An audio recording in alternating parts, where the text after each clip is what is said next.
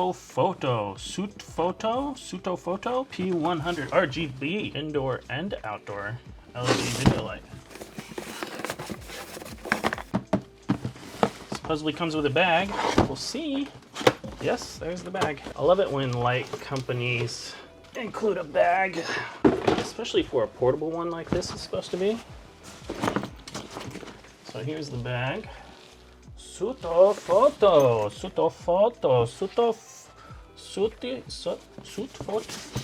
I don't know how to pronounce it. I'm sorry if I'm butchering it. So this company contacted me just a couple days ago, and they said that they wanted to send me a light for me to review. And I was like, absolutely. So right off the top, we've got our power cords. It's a pretty big brick.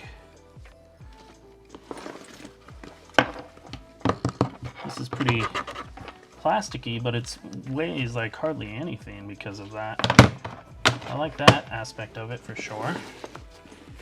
Then a strap for the bag, instructions, this thing, cardboard,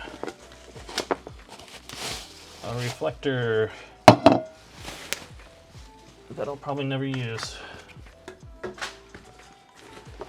And then here is the light itself. Open it up, pull it out. Right off the bat, the first thing I noticed is this has battery slots on both sides. I like that. There's another brand, I think it's GVM, does something similar, but they have two batteries on one side, and one person in a group that I'm in was saying that that causes the weight to be off, and their thing is always turning because of it. So since they're on both sides, hopefully that will not be an issue with this one. Glass covering the LED. That's nice too. Got a little color wheel here. All of our switches and buttons, power stuff. So this is very plasticky feeling, but it feels like a nice, like molded, injected, whatever plastic. There's quite a bit of like space in there.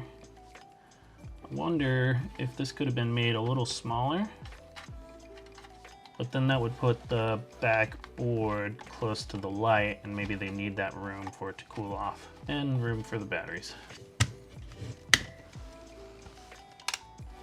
There we go. Oh, that is bright.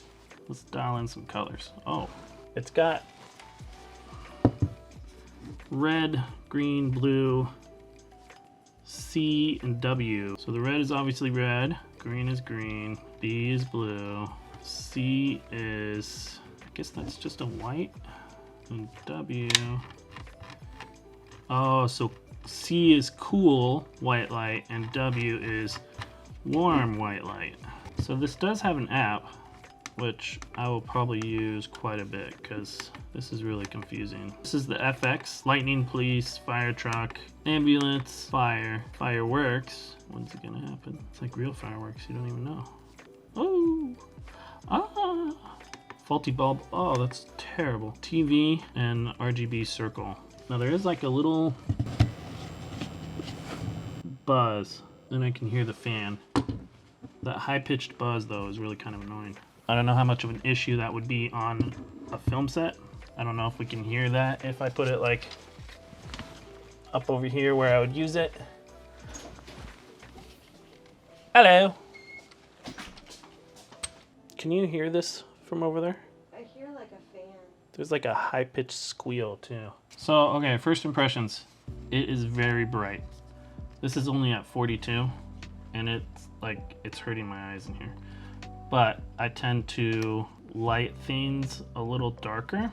It's also kind of difficult to navigate. I don't understand. I'm pushing this button and it's cycling through everything that these buttons do. I think the only way I'm gonna ever be able to control this thing effectively is through the app, which has its benefits, and it had, oh my gosh, that is terrible. Benefits and faults. On a film set, you don't want to always have to be pulling out your phone, connecting to an app, waiting for it to load, and then controlling your light. You want to be able to, if need be, go up to your light and control it itself. And maybe that's just a matter of me getting more used to this interface, but it doesn't seem very intuitive so far. But let me check out the app and see what that's like. So it looks like it's kind of the same layout as the buttons on the back here. So we've got our CCT, which is our different white levels. That's 1%, guys, and that's super bright. I will say that about this so far, is it is very bright. Anytime I look at it, I'm seeing spots. Stop looking at it, Aaron. And then we've got our color temperature from 2800 to 10,000. There's a green / magenta compensation. I haven't ever seen that before on a light. We've got a standard color wheel here. It's kind of small. I wish this was a little bit bigger. It says the degree, the hue degree, the saturation. We've got intensity, we've got hue, and we've got saturation. It looks like if you click on hue, if I had like a pre-programmed color and I knew like color 225 is the color that I use for everything. Blue. I don't use that for everything, but if it was, that would be pretty handy. Just type in 225, it brings it up. There's no more guessing as far as this color wheel goes. I like the color wheel, but if you want to dial in specific numbers, and if I find a light or a color that I want, I can be like, oh, I really like this pink. It's 305. Write down 305, then I can program to everything to 305 or whatever colors I want. Saturation, let's do 2%. That's 2% saturation. Let's do 50%. That's 50% saturation. 100%. 100% saturation. That's nice. I like that. Intensity, we'll try max intensity. Oof. Very, very bright. And I've noticed that as I turn the brightness up, that high-pitched noise is louder. Turn the brightness down, the high-pitched noise, I can't hear it now. I don't know, that might be an issue on set. And then we've got our red, green, blue, cool and warm. Oof, some of those really hurt my eyes. And then we've got our effects. So I like the app. It's fairly responsive. There's not a lot of lag going on. Let's recap. I like its weight. I like the ability to use batteries with it.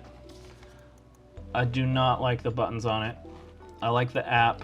This seems pretty sturdy. It's plasticky, but it's a sturdy plasticky. Overall, I think this is a great budget-friendly light. This is my very first Spot RGB light, and I think I'm gonna really enjoy this light. The only thing that I'm a little worried about is that high-pitched ringing that you get. That's my only complaint with this light.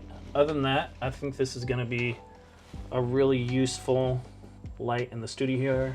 I'm gonna put it in my China ball up top and see what that's like. And that's probably mostly how I'll be using this light, is in the China ball. Unless I have some sort of shoot that I have to go to where I feel like this will be usable. So yeah, thanks to Sutefoto, Sutefoto for sending this over to review. This is not a paid review. They did send me this light for free. Well, they paid me to purchase this light, but all the money went towards this light. They did not have any say over what I say or what I think about the light. They just asked me to review it. So I would say that this is a buy. I don't know if I would have gone out and purchased it myself, not knowing this brand or knowing how well this light would perform. But now that I have it, I can say that I do recommend it. As long as, maybe it's just my light, as long as somebody has a solution for the ringing. Maybe it's my light, maybe it's not a big issue, maybe the mics won't even pick it up. We'll see. Once I put it up there, I'll see if I can hear it. So yeah, thanks again, guys. Thanks for watching. I will check you on the flippity flop. Bye.